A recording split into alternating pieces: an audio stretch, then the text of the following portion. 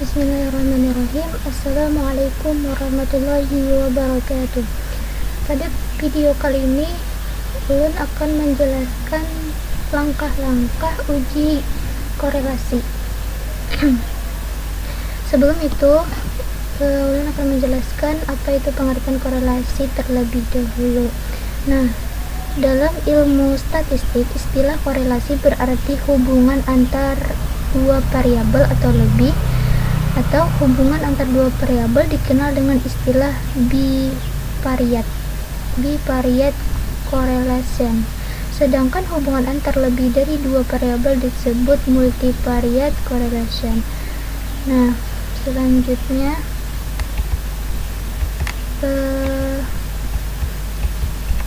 arah korelasi. Arah korelasi ini ada yang positif, ada yang negatif. Nah, korelasi positif adalah jika dua variabel atau lebih yang berkorelasi tersebut berjalan paralel, artinya bahwa hubungan antar dua variabel atau lebih tersebut menunjukkan arah yang sama, maka dia disebut dengan korelasi positif. Nah, sedangkan korelasi negatif adalah jika dua variabel atau lebih yang berkorelasi tersebut berjalan dengan arah yang berlawanan atau bertentangan atau berkebalikan, maka dia disebut dengan korelasi negatif. Kemudian angka korelasi. Angka korelasi adalah sebuah angka yang dapat dijadikan petunjuk untuk mengetahui seberapa besar kekuatan korelasi di antara variabel yang sedang diselidiki korelasinya. Jadi, tinggi, rendah, kuat, lemah, atau besar kecilnya sebuah korelasi dapat diketahui dengan melihat besar kecilnya suatu angka yang disebut angka korelasi atau angka indeks korelasi, atau juga disebut dengan coefficient of correlation. Kemudian bentuk-bentuk analisis korelasi. Ini bentuknya ada korelasi bivariat, kedua korelasi ganda atau multivarian, dan langsung saja kita masuk ke langkah-langkah ya. Nah, pada langkah-langkah ini pertama kita masuk ke aplikasi SPSS. Setelah masuk ke SPSS, kita ke variable view dulu terlebih dahulu. Nah, kemudian pada kolom 9 baris pertama ketik RSP dan baris kedua ketik motivasi.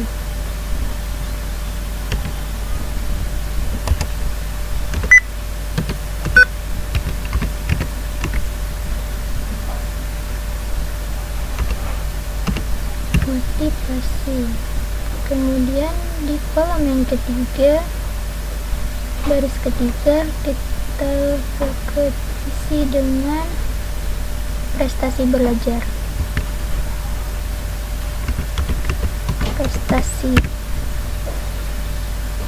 Nah, kemudian pada kolom tipe ini kita ganti pada kolom tipe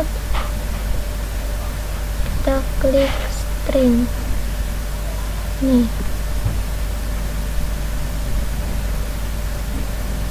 pada baris kedua. Oke. Pada baris kedua tetap numerik.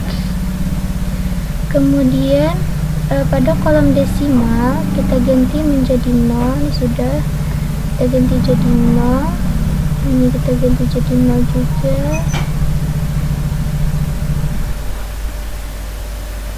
Kemudian pada label kita isi dengan keterangan, itu ini responden,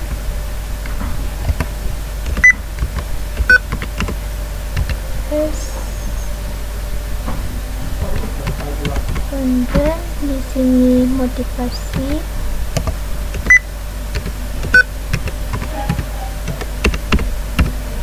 dan di sini prestasi belajar. Astagfirullahaladzim. Prestasi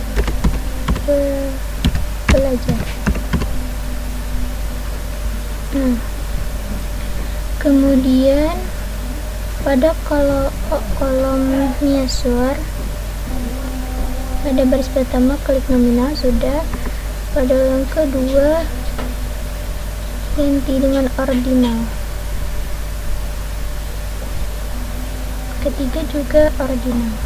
Nah, kemudian kita pergi ke data view. Nah, pada data view ini pada kolom responden nih, responden ini masukkan nomor responden. Nomor responden itu kita ambil di ini.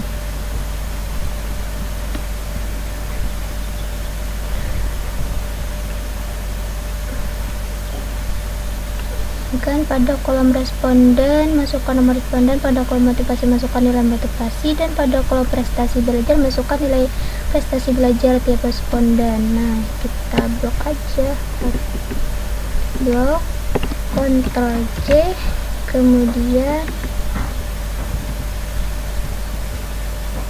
pas Ctrl pilih. Nah, sudah. Habis itu di sini masukkan 10, di sini ketinggalan tadi ya, tinggalan satu kolom, ini 20. Nah, setelah ini kita klik analyze correlate di variable, terus itu options, kita klik sudah, continue, oke. Akan keluar hasil seperti ini. Nah, jadi tabel deskripsi di atas dianalisis bahwa dari tabel di atas menunjukkan dari tabel di layar menunjukkan bahwa responden penelitian ada 10 nih, responden penelitian ada 10 yang dinyatakan dalam N. Nilai rata-rata motivasi setiap responden adalah 30 nih, 30, dan rata-rata prestasi belajar adalah 40. Menafsirkan angka korelasi perhitungan, yaitu jika dilihat dari hasil perhitungan maka korelasi antar variabel motivasi dan prestasi belajar menunjukkan angka sebesar 0,422. Nah, angka ini menunjukkan adanya korelasi yang sedang atau cukup dan searah. Ini berarti jika variabel motivasi jika variabel motivasi tinggi, maka variabel prestasi belajar akan semakin tinggi pula. Kemudian menentukan signifikan hasil korelasi, yaitu untuk mengetahui apakah angka korelasi tersebut signifikan atau tidak. Langkah-langkahnya seperti berikut nih. Angka ini 0,225. Jadi ini adalah angka probabilitas hubungan antara variabel motivasi dengan prestasi belajar adalah sebesar 0,225. Angka probabilitas ini lebih besar dari 0,05, maka hubungan kedua tersebut tidak signifikan. Untuk menentukan keputusan uji hipotesisnya, yaitu dapat kita lihat nih, jika probabilitas itu atau signifikasinya itu nih lebih kecil dari 0,05, HO ditolak dan HA diterima. Sedangkan bila jika nilainya ini 0,225 ini lebih besar dari 0,5, maka HO diterima dan HO ditolak. Jadi dapat kita lihat di sini angkanya kan 0,225. Ini menunjukkan lebih besar dari 0,05, Maka kalau lebih besar, HO diterima dan HA ditolak. Artinya tidak terdapat hubungan yang signifikasi antara motivasi dengan prestasi belajar. Oke, kiranya sampai di sini dulu video tentang uji analisis korelasi. Semoga bermanfaat. Salah khilaf mohon maaf. Wassalamualaikum warahmatullahi wabarakatuh.